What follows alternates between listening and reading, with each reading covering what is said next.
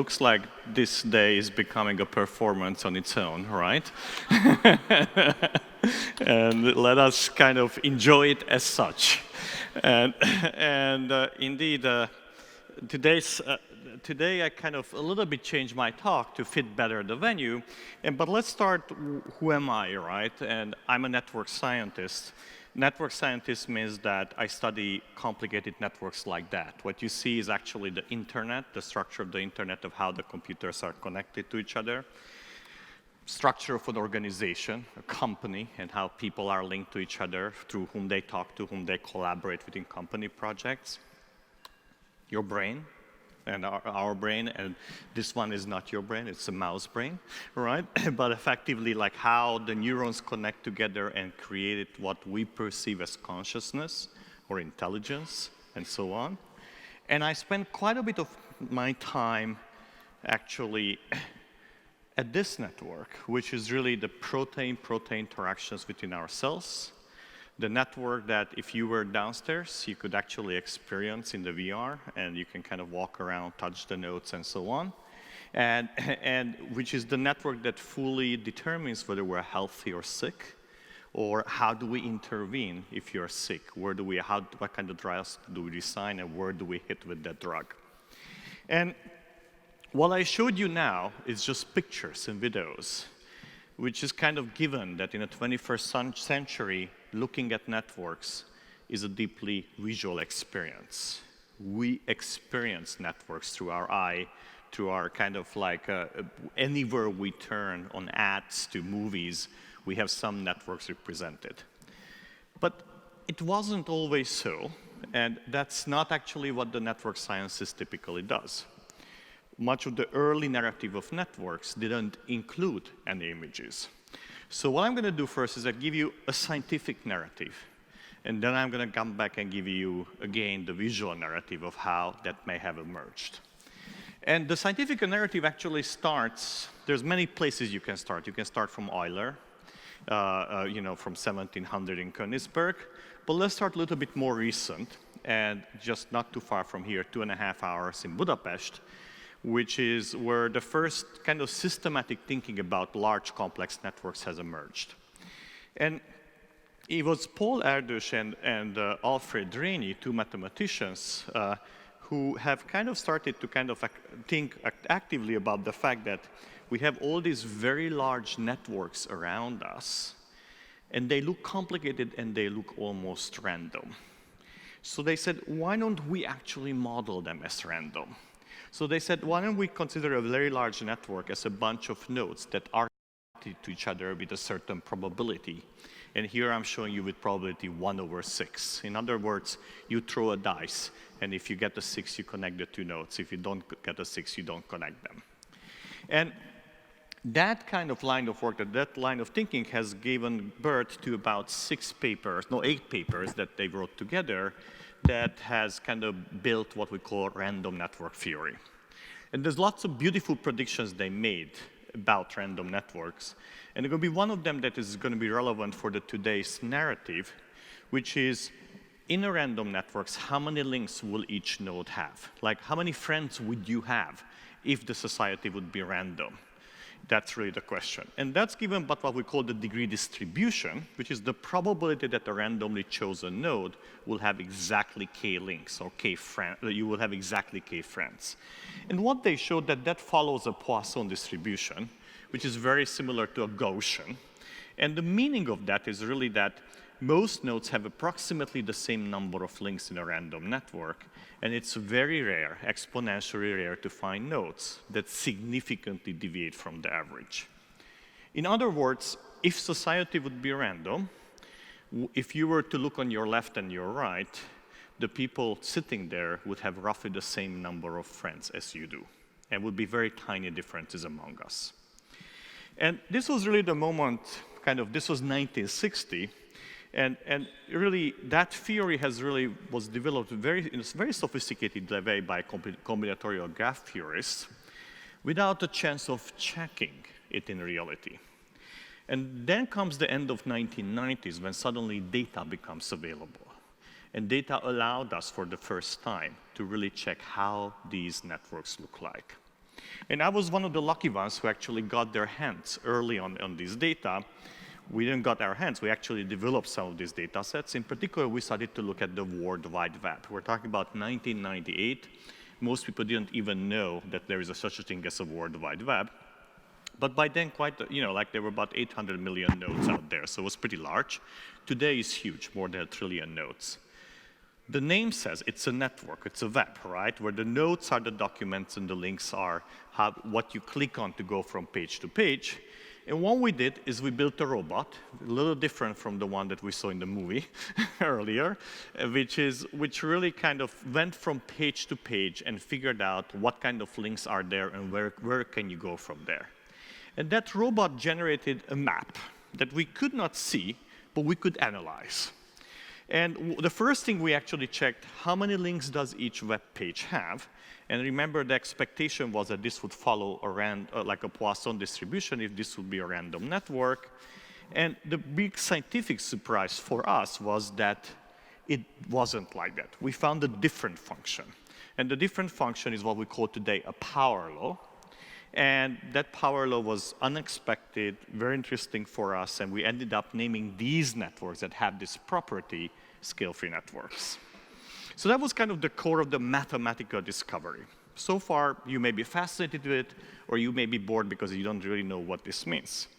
What really became very interesting is when people started to look at other networks, not only at the World Wide Web, and they found the same mathematical formula behind this, right? What we have down there, this power law distribution, and then a huge number of networks from the internet to social networks, electronic systems, and so on, astrophysical networks, all of them were actually found to really follow the same underlying pattern, what we call scale-free networks.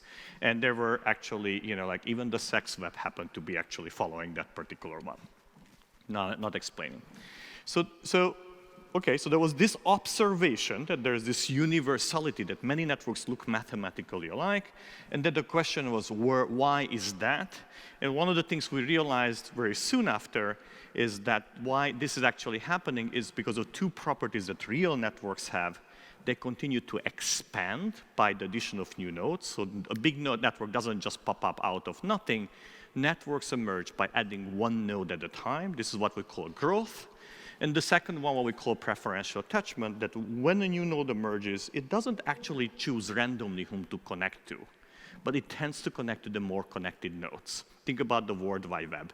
There are more than 1 trillion pages out there. How many do you know personally? A few hundred, maybe. Which are those? Those are Google, Yahoo, Facebook, and so on, the more connected nodes. And you connect to what you know, and then eventually, you end up preferring the more connected nodes. And if you build a model with this growth and preferential attachment, mathematically preferential attachment, the more links you have, more likely to connect, you will find the scale-free networks. So I purposefully did this narrative this way. Normally, this is not the way I speak about it. Normally, I show lots of pictures of scale-free networks. But I want you to understand that when we were doing that, we did not have pictures. We just had formulas, and we're trying to kind of make sense of it. And it wasn't for another year after we did this, and many other results have emerged, that we have started to actually say, we need to see how these networks look like. And first, we couldn't, so we made it up. We generated random networks and scale-free networks through the computer, and then we kind of tried to plot it. Actually, if it looks fuzzy, it's partly because the projector is not perfect, but partly because we don't even have any more of these images from back then of the high quality, so I can actually make it big and look really nice. This is actually cut out from the Nature paper. So the first opportunity for us to really start looking into these networks came around this time. And I should say that the reason why we could do that is because there was a group in Slovenia, a group of computer scientists who had lots of connections, social network people, and they started to develop software that you could actually download on your computer called Pajak, and which means spider, I guess, in Slovenian, if I understand right. And they kind of allowed us to start drawing some of these networks and play with them. And this was generated with that. And then it really kind of wasn't until 2000 and 2001 then we actually got our hands on a manageable size large network. And that was a fascinating network. That was the first protein interaction network that was published in Nature in 2000 of yeast, the organism that we used in cooking and to kind of make bread. And this just freshly came out, a network of 1,800 proteins, and they're connected by links. We were just analyzing this network, and we said, OK, this is manageable size. It's not 350,000 nodes that we had for the World Wide Web sample, which was too big to show. 1,000, we need to be able to show that. So then we started actually working on that, and here's the first image. We kind of recovered that, of how that network looked like. And you see our desire. We wanted to make sure that every node is visible, so we put it on the grid, right? And then the links are totally not visible, and obviously we weren't happy with that, so we tried a little harder, and this is what happened to it, right? And still, all nodes are visible, but in the middle is a mess. And then there's suddenly a transition, and I don't even remember how that happened, but we somehow preserved this set of images, and this is what happened to it, right? And suddenly, actually, the network pulled apart. But there's one problem with this. It still looks random, and you're not actually seeing the underlying features of a network. You're not even seeing whether this would be a random or scale-free networks. So we actually worked even further on the codes, and then we converged to that. And then came the final image that was published and recovered many, many times and republished many, many times. The first really image of the protein-protein interaction network in the human cell. This was the one that we ended up publishing in Nature. And why did we converge to this? Because now, by looking at this, you have the narrative of what a scale-free network is. I told you what a scale-free network is, the network of big hubs, or a power law distribution. But what does it really mean? What the power law is really telling us is that we have a few highly connected nodes that are not expected to emerge in a random network. I told you in a random network, we all are alike, right? We all have roughly the same number of friends. What's special about scale-free networks and what's special about the power law behind them is that there are many, many small nodes and a few major hubs are holding the network together. And you can kind of see those hubs very nicely here. You see the many, many peripheral nodes of one or two links, and there is one hub there, there's one hub there, there's one down there. And there are only a few, but that's exactly what the scale-freeness predicts, that there are a few very, very highly connected nodes that could not emerge by chance. And they are dominating the network, and they are holding the whole network together. So this was actually kind of our first evolution to try to really show a network. And to best of my knowledge, this was actually one of the first ones to even attempt to do this type of thing, and at that scale. And it was a language that sticked, in the sense that, we have just sticks that are kind of connected by black lines. They're all of equal size, more or less. And what separates different between them is that maybe you're encoding in color, actually, some of the features. And here we're encoding in the color whether a particular protein is lethal or not. That is, if you remove that protein from the organism, will it die or will it survive? And the red nodes correspond to lethal proteins, and the green ones to non-lethal, and there are a few yellow ones for which we don't know. And this kind of way of representing network was around for us. This is a paper we published a few years later. It has virtually the same features. Details are different, but we're operating with the same kind of visual language. And it didn't change, actually, until we started working on human diseases. So about 2005, I joined Harvard the medical school for a sabbatical first. And it was the first time that I was confronted with the thing that the genetics friends of mine knew by then, that there is not one gene disease association. But rather, most of the diseases that we have are caused by multiple genes and multiple mutations in multiple genes. So from a network perspective, that's a bipartite network. So you have, for example, different type of cancers here, and here you have different type of genes. And there's a link between a gene, the BRCA2, and say, for example, prostate cancer, if mutations in that particular gene are known to be associated with the emergence of prostate cancer. And of course, BRCA2 here, what you see on the top, is a very well-known cancer gene, breast cancer gene too, right? And therefore, there are actually links to breast cancer, which is down there. What's interesting about this bipartite network, which is a trick that many network scientists use to generate networks from, is that you can generate projections. So remember, this is a little bit like if you ever heard of the Kevin Bacon number idea. The idea is that there are movies and there are actors, and the movies playing the actors. So what you have on the left-hand side, the genome would be the actors, and the right-hand side, the movies. And if an actor playing the movie, then they're connected across. And when you have that, you can generate what we call a disease network, which would be equivalent to the movie network here, that diseases are connected to each other if the same genes are involved in all of them. Why is this a meaningful connection? Because if the same gene is involved in 2 different cancers, it means that that cancer has common genetic origin. And it doesn't need to be only cancers. So we did this analysis back then, not only for cancers, but we did it for all type of diseases. And then the next challenge was, let's go ahead and plot that. And it may seem trivial these days to plot a network, but as I show you, that was actually a 5-month process for us to get to the final image. And to see what I mean here, this was our first attempt. And again, diseases are the nodes, and the links are how many, whether there's a common gene between them. And it may not be actually a big difference with what we saw, but I want you to emphasize here one particular difference that is there. And you probably guess it right away. The node size starts varying. And it's a trivial change, but it was here we were encoding with the node size the number of genes involved in that particular disease that was known biologically. And that made a huge visual difference from what we have from the left to going to the right, because it was encoding additional information about importance. So we actually preserved the dates by accident. They were pulled out from Korea from my former postdoc on his hard drive, who by chance had it, right? So this is 2005, December 23. What do scientists do before Christmas? They try to do network visualizations, right? And then it took a month, actually, to start adding additional information, like disease classes. So the color started to now reflect the disease classes. This is cancer down here, this blue cluster down here, and each color is a different class. And you see there are many, many white ones. And the reason we have the many white ones is because we had one person at Harvard who was fully dedicated to classifying the diseases, and he could only classify only a half of them by then, and he continued to do so. And a month later, as we moved with the picture, now we had all the disease classes. You see now everything is kind of colored, and it's starting actually to take shape in a much more meaningful way. And the goal was, let's show all the diseases, don't hide any of them, but make sure that they don't overlap, but the clustering should actually be clear of where the different classes are.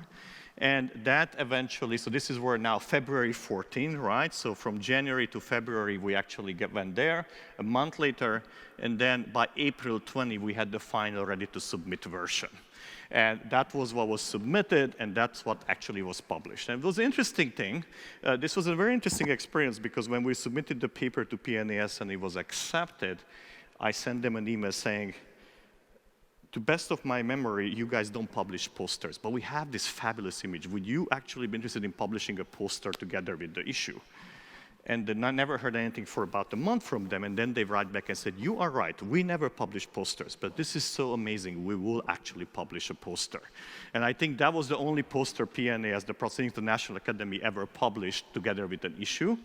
And this picture actually had quite a bit of history with it. It was even exhibited at the Serpentine Gallery in London and a bunch of other places as became an iconic representation. And what really changed from the early one is that now we're encoding information actually at many different levels, by the node sizes, by the position of the node, by the color, and so on. And then this image really stuck, in a sense that it became the way we represent networks, not only us, but many others. And you can actually see that kind of what happened like 4 years later when we looked at the food network. Here, the nodes corresponds to different foods we eat, and they are connected to each other if the same chemical is involved in both of them, meaning that the same volatile chemical is responsible for the taste of that particular food. That is, those things that are connected have common chemistry, common taste chemistry. And this project came out from a desire to understand the hypothesis that the molecular cuisine community had to whether what's best to combine. Do you want to combine things that are very similar to each other? or chemically similar, so they taste alike, like a little bit like, like color matching when you dress up, like white shoes and white shirt, right? It's the same in the taste. Or you want actually complementary things that combine things together that really have very different compositions. And we use this network to test that. And if you're curious about the answer, it depends. Western cuisine likes to combine things together that are very similar. Lasagna is one of the most connected dishes that I ever seen chemically. Everything shares chemicals with everything else. Asian cuisine, however, combines complementary things, things that are chemically very different from each other. But what you see here, actually, from my perspective, is that the visual images that we had before are there. The only thing that is maybe new here, which is we tried for the first time here, is that the links started curving to bundle them together to go together to the same node. And pretty much we got stuck here, we as a community, because pretty much all the images that we have about networks are variations and elements of what you see in this particular image. But then another challenge came to us. And the challenge, to understand the challenge, I need to show you this. This is the network that we showed in 2001, the protein-protein interaction. But this is for yeast.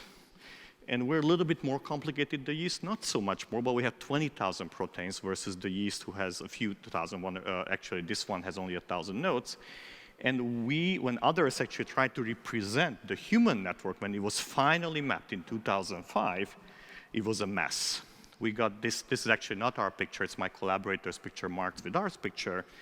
And you see that the network is so dense that you have no idea what's going on anymore in there. We often call it a hairball, right? Because there's no information, it's all hidden, and there are these stripes on it actually that have nothing to do with the underlying network, but has to do with the way it was displayed and so on.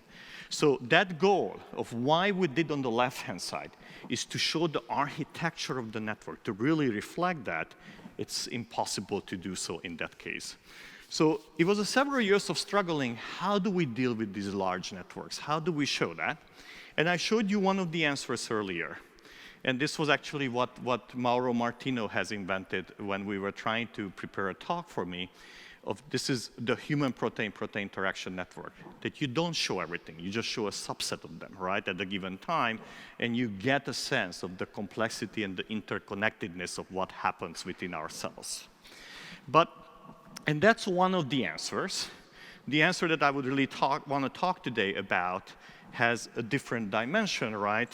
We said, okay, one thing is to kind of show it on the computer screen, but that's a very alienating experience. We see so many images these days, we don't really kind of experience them very well. So what if we turn them into physical networks? And that is that how do we really represent in the real world, actually, some of these networks? And to do that, actually, we ended up kind of having to address some interesting mathematical questions. And the mathematical questions is really that there is a quite well-developed field kind of in mathematics, mostly in knot theory and in topology, helping us think about what can you do in different dimensions. If you're in two-dimensional plane, which most of our screens and this projection is, you can only display planar networks if you don't let the links to cross each other. Now, why don't we want the links to cross each other? Because if they do, it's a mess. Remember, the reason why that one on the left worked is that the architectural features that matter were not crossing each other. They were somewhat isolated. And the reason why this was working is because somehow we managed to isolate the clusters in a way that those things were visible.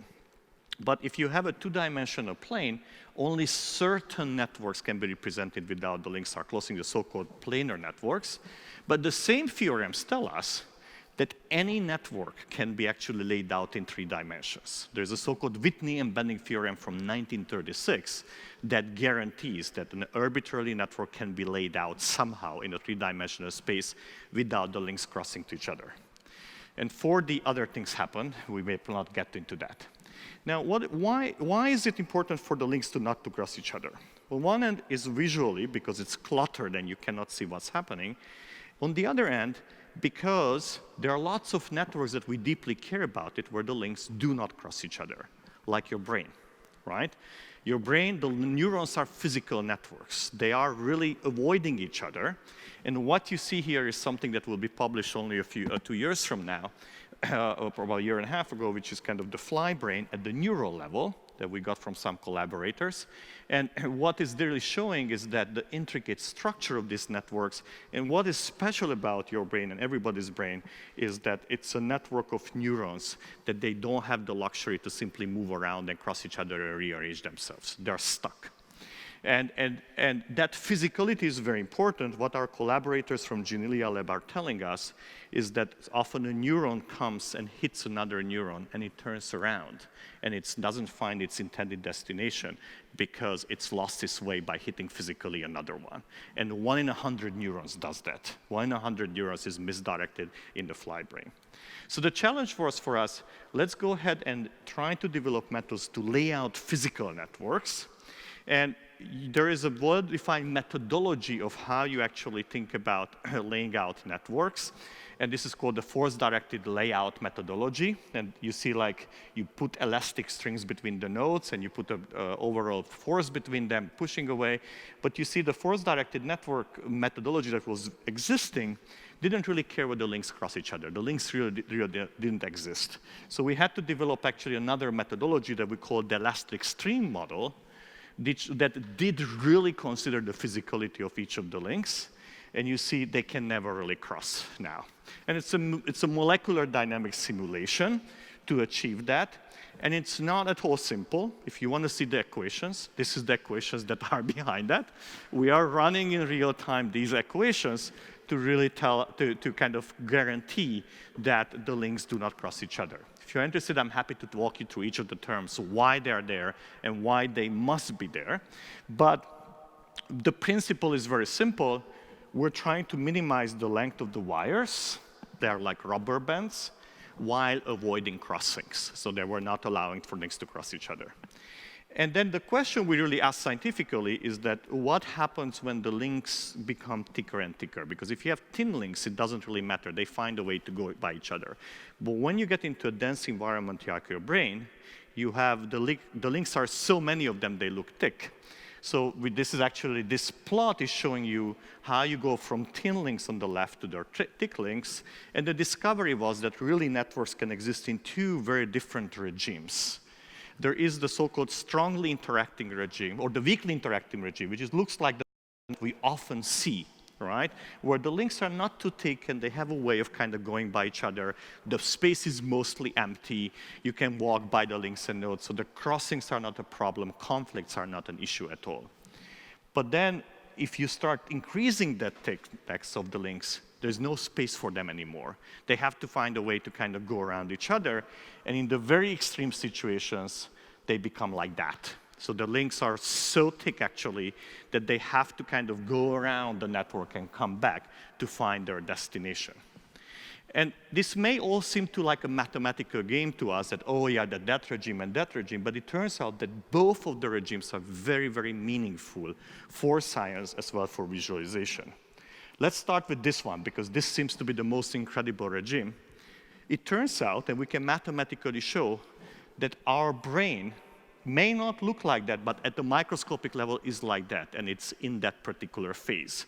That is that the links are so close to each other that there's no space for them. And that's one of the reasons they bundle together. They must go in parallel, actually, to find their way. Right? And they are also encoded genetically and so on.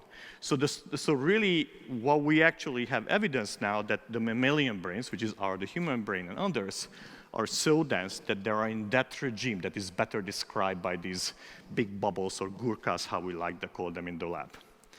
But it's actually fascinating, actually, to look on the left-hand side, which is the weakly interacting regime, where there's lots of space between them. Because that's the regime that allows us to kind of take the networks and start visualizing in a different way. And let me go back to this network. I already explained what this is. This is the food network, where nodes are foods and links correspond to shared chemical components, shared taste components. So we ended up taking this network as it is, And one of the problems with this network, if you look at it, is that it's very hard to see what's really happening here and there, because it's so dense and the links are so close to each other. And trust me, we worked a lot to kind of lay it out, but it was almost impossible to really show, and if you really want to know whether the red wine really connects to and how it connects to cheese, then you will have to work very hard to figure out where that link is. So we ended up putting this one into those equations and running it and finding how would this look like in 3 dimensions. And this is how the process looks like. Let's see if we can start it. Oops, I guess I have to start maybe this video. Yep, here we are. And this is the kind of like the program trying to figure out what this network wants to be. This is the flavor network, foods connected through the shared chemical components. And you see it's starting to find the clusters. It's starting to kind of lay out and identify where are the specific communities. And once it finds it, it just kind of saturates. And then you have this final, final image.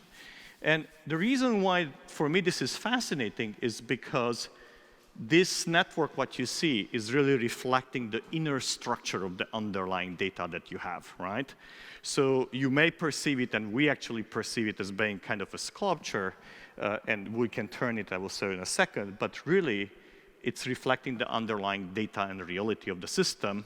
So this weekly interactive regime really allows us to do what I would call a data sculpture, to kind of really lay out and start having a feeling about what this network is.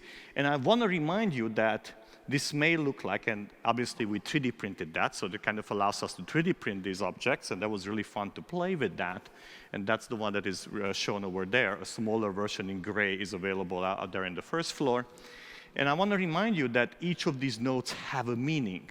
So like what you see on the right-hand side these are all cheeses, and these are different fruits, and these are actually spices, and this is fish, and these are other type of meats. And there's not by accident that fish is close to the other type of meats, even though they really form a different cluster because they have a very different flavor palette.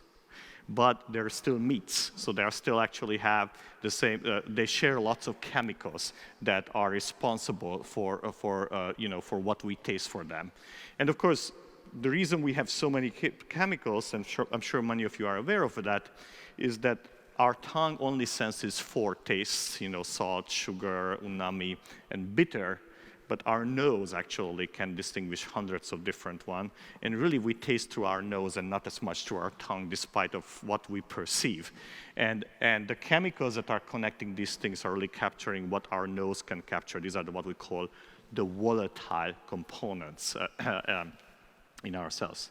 And of course, what we did here for this particular network can be now done for any type of data that you may collect and that is meaningful, that kind of captures some underlying network that we did. And to kind of give you the reason why we did that, it all came from the protein interaction network. Remember that large network of 2,000 proteins that are in the cells? And my dream has always been, could we create a massive sculpture that really shows how our genes are connected to each other? And at Harvard Medical School, where I had my office back then, had actually a huge entry space that was not used for anything. I said that would be a perfect place to put actually the human protein interaction network. And then you can play with the ideas, right, of like even inserting your genetic code and see where the problems are and so on. So that's why I was squeezing Jörg if you can do that, right, in the VR sense. So that's still a dream. And the challenge for that is to lay out a large network like that, as well as kind of manufacture or 3D print this particular network. But we are working on that. But what I would like to finish this talk with is another dream that I have that is very appropriate in this particular environment, which is to represent the art world as a network using this type of tools. And what I mean by that is that one of the projects that I had really had so much fun in the last few years with is to bring all these network type of tools to understand how the artwork emerges and how value emerges within the art world. And the reason we could do that is partly because we had about an 8-year effort to quantify, first in the scientific realm of what it means to have a scientific trajectory and how do you quantify the trajectory of an individual in the science world. And we said, can we bring that knowledge to the art? And the opportunity emerged when a gallery from New York, actually, and a friend of mine from there, has shared with us a data set that was really capturing the full history of the last 40 years of contemporary art. And the data set that I'm talking about is kind of shown in the bottom. And it has from 1980 to 2016, well, actually now has all the way to till today. That was original data that used for 140 countries, every single gallery and museum exhibits. So that is that, like, if there was actually an exhibit in a small gallery in Vienna, that would be in there. We would know when it did place, actually, when did it take place, who was the artist, what was the name of the gallery. And this is an incredible data set, has about close to 500,000 artists and more than 500,000 exhibits. And it took several years and several $1 million to actually put it together. And they kind of gave it to us to kind of play with it and try to analyze it. And then the question is, what do you do with such a massive data set that's really describing who exhibited when? And the first thing we did was to simply reconstruct the career of every single artist. And here you see Mark Grotchen. Grotchen is an American artist, quite successful. From the fact you can see that he actually, some of his work sold as much for $5 million. That's pretty success in the art world, right? Some kind of success. But even by other measures, his work has been exhibited at MoMA, he's by Gagosian Gallery, and so on. So really, he's represented by at the highest level. And this is his full trajectory. What you see is the years, right? And then you have a red line whenever there is a museum exhibit. And then you have a blue dot or a blue line whenever there's actually a gallery exhibit of his work. And you see that early on he had few, but then he had more and more. And not only had more and more, but they were more and more prestigious. The further they are, higher they are, the more prestigious the particular institution is. And we also put here the sales of his work. But really, this is not the information that we care about. The question that you really want to ask, and I guess every artist will want to know, what does it take to get to MoMA? Where do you need to be exhibited such that MoMA would actually take your work seriously? That is, what are the previous steps you need to do? Because as much as many artists think of themselves as, oh, somebody will discover me sooner or later, those of you who work in the museum world, you know very well that in order to get to a prestigious place, you have to do lots of steps before that. And so the question was, really, what does it take to be exhibited at MUMOC here in Vienna?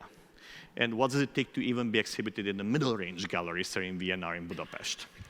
And to see that, we actually processed all this data, and we asked, how did the artist, in case Mark Grotchen, went from institution to institution? So he was first exhibited in Plum and Go, after which he went to MoCA. And for us, that's a link between the two institutions because it means that MoCA considers Plum and Go as a previous good enough reference point, right, for them to go in that direction. And then it went to MoMA. And of course, I'm showing only part of his trajectory. It is much longer than that. And from MoMA actually was then picked up by the Gagosian Gallery, and that effectively completed this part of the network.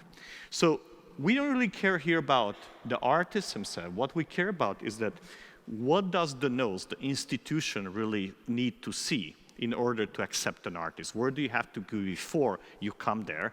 And of course, through the many artistic trajectories, you get many of these trajectories. And so this allowed us to build a network, an institutional network, and that network looks like that. So what do we have here? We have nodes, which are institutions. The size of the node represents the prestige level of the institution that is given by the network, but very strongly correlates with lots of different prestige manners. And the colors correspond to different countries and different continents. So red is United States, and blue colors are actually many of the top European countries. And then I guess yellow is Oceania and so on, different countries. And green is Italy and other Europe and so on. Eastern and Central Europe is somewhere, I don't know why I'm not able to show that, maybe here. There are somewhere here actually. And when you look at this network, it's a little bit like the food network, that there are very clear communities, right? There are very clear continents that are not geographic any longer. Sometimes they're very geographic. This is Oceania. This is kind of Central and Eastern Europe. And sometimes they're mixed. And what you see is that the high-precision institutions are all in one particular cluster, and there are many, many other clusters which represent institutions that share lots of artists. Artists go back and forth between them, but often there is very little trajectory from them to the main cluster. And you can also see who are the galleries that really connect this particular cluster to that mainstream. And you also see that there are many American galleries that don't connect at all to the mainstream. They are totally kind of, and that you could be across from MoMA, and yet from a network perspective be in a different continent.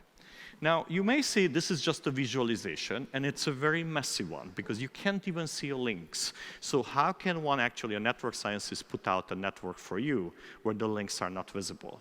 And the reason the links are not visible because there are way too many to show, because there's so many trajectories, and this is the limitations we face if we try to show in 2 dimensions these very, very dense networks. But nevertheless, even though if you cannot see these links do matter. Why they matter? Because having this network allows us to predict the future trajectory of artists, and for that you need one more piece. You need this network, and you need a Markov process that you see over here. And using that, we can actually take an artist and say, if you were in these galleries, where would you be going next? And the network is hugely predictive of that. And in a way, like this is, I'm showing you several trajectories of 4 artists. So here's an artist who started very close to the top, but not exactly at the top of his career. And then this is what happened to him. This is our prediction and the real trajectory, right? Very close.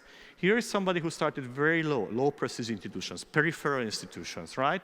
And we were predicting that it's not gonna get higher, but not much higher, and this is what happened.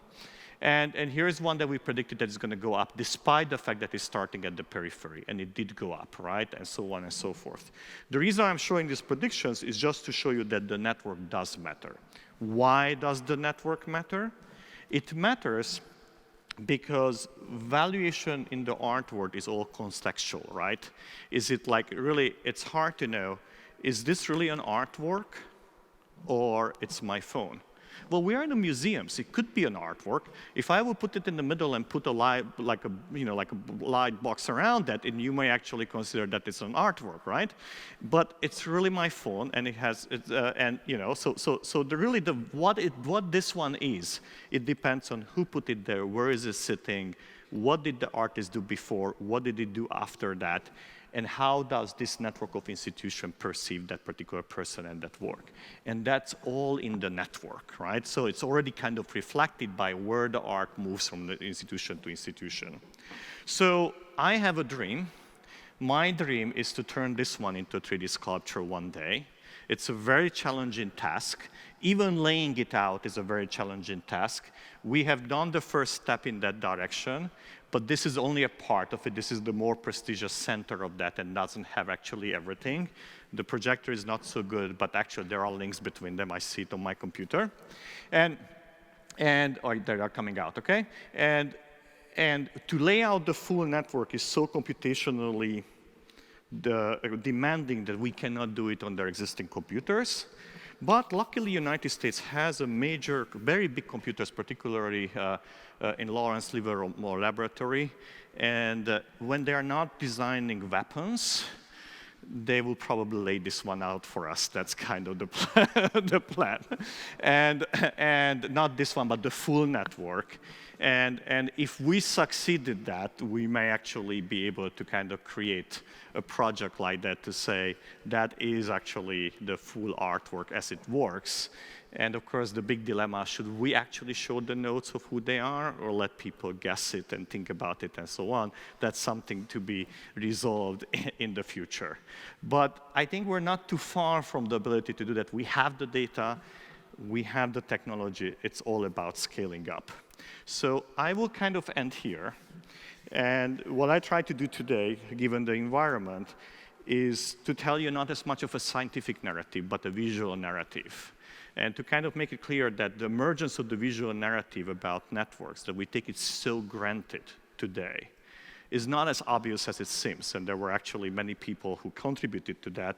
I took the selfish role to talk about my work, but I actually have a whole collection of images that others, my colleagues, as well as artists, have kind of generated roughly at the same time, and we were inspired by each other, and that kind of resulted in the narrative that we have today.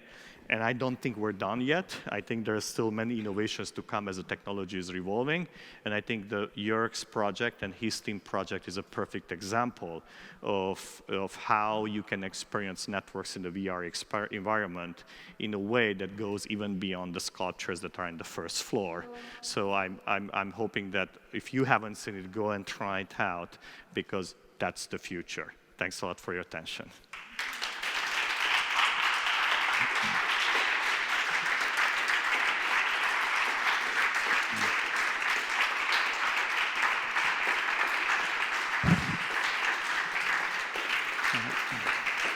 Any questions from the audience? Any questions? There is a short Q&A we could definitely lay in. I think it's fine like that, right? Can you hear me? Yes, but it's echoing. So, so try the microphone if it's possible. Sure. Okay. Yeah, I was just wondering whether you also made research into visualizing networks that change or emerge over time? Oh, yes, absolutely. I can imagine that. I'm glad you asked that. So actually, we know that most networks are not static, right? The brain is somewhat static because the wiring is more or less stable. You know, there are some changes. But social networks, I mean, what does it mean to have a social network? Is that you and I met last night at the smoking spot, right? Everybody was smoking. And then we met again today, and we may not meet for another 6 months or a year or whatever that is. So really the social interactions, the network is really made of lots of small links that are very temporally, right? And so there is a whole literature that we call temporal networks that are really reflecting that. And it's really a big theme now within network science. And there are very interesting consequences to temporality because, for example, when it comes to the spread of diseases, we tend to think, oh, you will spread HIV to all your sexual partners. Well, not until you have sex with them. Right? And if that's another 6 months, it will not happen, right? And the order in which you get the disease and you have that interaction really matters, right? Because if you got the disease after you had the interaction with somebody, then it doesn't matter. So there is a whole field now that is kind of developing in that space. And that field and all of us are struggling how to visually represent it. We only have cartoons for that. Probably the VR will come to our rescue to do that. Mm-hmm. Yeah, thanks. Just fooling around, but I think it could be really interesting to see how people in companies communicate with each other as the company grows, and how the structure of their communication network would predict how the company does in the market. And that has been done actually many times. I actually funded a company many years ago that has done as a service towards companies. And so we have lots of data, hundreds of companies mapped out that way. The growth is trickier, right? Because you get a snapshot, but there are actually temporal data about organizations if you use the email data and automatically collected information, okay? You may want to pass it on the back. There's a hand there. So thank you for really this very informative lecture which you had. I have one question concerning the power factor, and also the performative language of the pictures which you showed. So as you know, usually when one sees picture like this, which are a kind of scientific picture, it looks like they would mirror reality. Mm-hmm. But I say I look like because they are themselves a relation, they are an intervention, I would say, into the field themselves. For example, if I take this picture, I can use them, for example, now as an artist, now I know where I have to expose my works in order to make a career. So it can become a career planning picture for for the artists, which means that there will be more and more nodes to the high-ranked and prestigious MoMA exhibition rooms. So for example, when you have this picture which tells you what you should do in order to make the career, the picture does not only mirror a reality, but it creates the reality that many people will go through that picture and do exactly what the picture tells you what you should do. So the picture does not just describe that reality, but it produces performatively a reality which, from a critical power relation, makes the powerful institution even more interesting and powerful, because there you have to be in order to make your career. Yes. So how do you see that, that relation between just as a very conservative, say, concept of that your pictures are mirroring reality in contrast to, from a power factor, that they are producing and changing realities through what they declare that, for example, you should do? I totally agree with your line of thought. There are many issues that you raised actually earlier, and I thought you were talking about the fact that the way we represent the network already captures a narrative, and it does, right? Because we cannot represent the full thing, so we represent the part that agrees with our narrative, and there may be lots of hidden things there. But you're really reflecting a much more important issue really in here, is that whether this knowledge will alter the network itself. And first of all, this network is very stable in time. That's what we find. So there's not much changes, but you could say that was not available, this network, so you couldn't really change it. But this is the dilemma that has been already fought over about 10, 15 years ago in the case of the World Wide Web. And the argument was almost identical to what you said. Even when I wrote my first book, Linked, I kind of referred to the fact that the hub structure of the World Wide Web, the scale-free structure of the World Wide Web means that only certain things are visible, and they're going to be more and more visible. The theory said so. And everybody thought it would be a runaway effect, and particularly because Google ranks things. If Google ranks you high, you will get many more links. And there will be a breakaway of the rich and the poor one. And so some of our colleagues, actually there was a group of Indiana University head by Alessandro Vespignani about 10 years ago, they went after that in the case of the World Wide Web and checked it. And to our surprise, the effect is not there. That is, Google is really not altering the network per se, given the many diversity of the searches and the complexity of the process in many different ways we ask questions. So coming back to the artwork, I often say, it's one thing that you understand the process, and the other one is how you act on that. And there is so many different ways you can act on it that I suspect that there will be no major change because of that. But I would be delighted to see if there would be one, right? The question is that once you have a mirror, would that actually change your behavior once you're seeing yourself and hear the artwork itself? And if there is one, I think the big lesson would be not necessarily whether people want to be more and more successful and get there, but the artwork to realize how prestige-based the system is and how little it really matters what you do as long as you are actually in the right circles. And that's what really our research is showing, right? And if there is any lesson, is that let's break down those things. Am I hopeful that will happen? Not necessarily.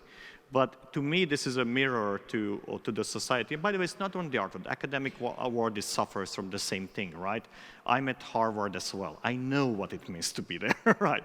And I know what are the advantages we're getting from being at these top-level institutions.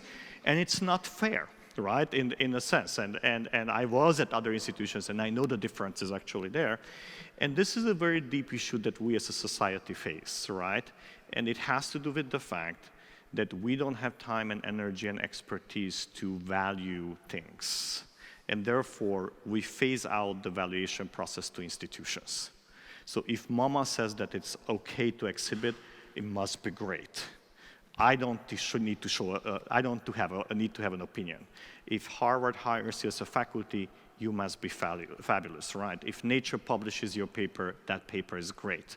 And so we are replacing our own judgment with prestige judgment. And that's where the real problem is. Thank you very much.